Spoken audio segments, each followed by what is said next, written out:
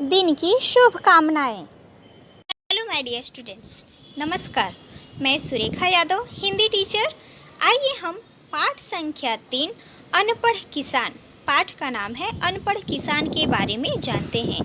बड़ी ही रोचक कहानी है। चलिए हम कहानी का आनंद उठाते हैं। एक किसान था, वह पढ़ा लिखा नहीं था। किसान कैसा था? पढ़ा लिखा बिल्कुल नहीं था। वह अक्सर लोगों को अखबार और किताबें पढ़ने के लिए चश्मा लगाते देखा करता था। यह किसान देखिए, किसान आप पहचान रहे हैं, पगड़ी बांधा हुआ है और कंधों पर रुमाल लिया है।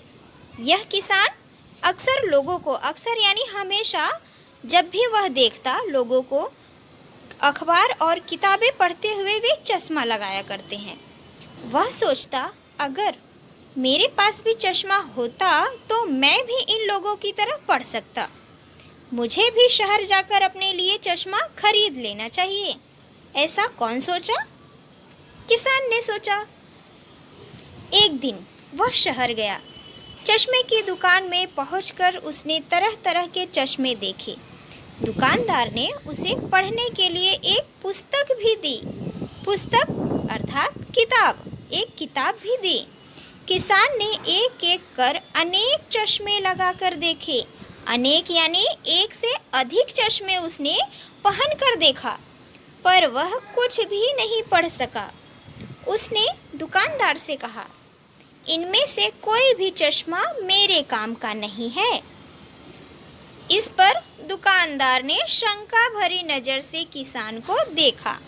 शंका भरी यानी शक, उसे कुछ शक हुआ। दुकानदार ने शक भरी निगाह से किसान को देखा। फिर उसकी नज़र किताब पर पड़ी।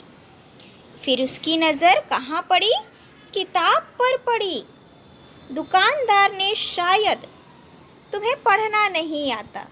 दुकानदार ने कहा, शायद आपको पढ़ना नहीं आता।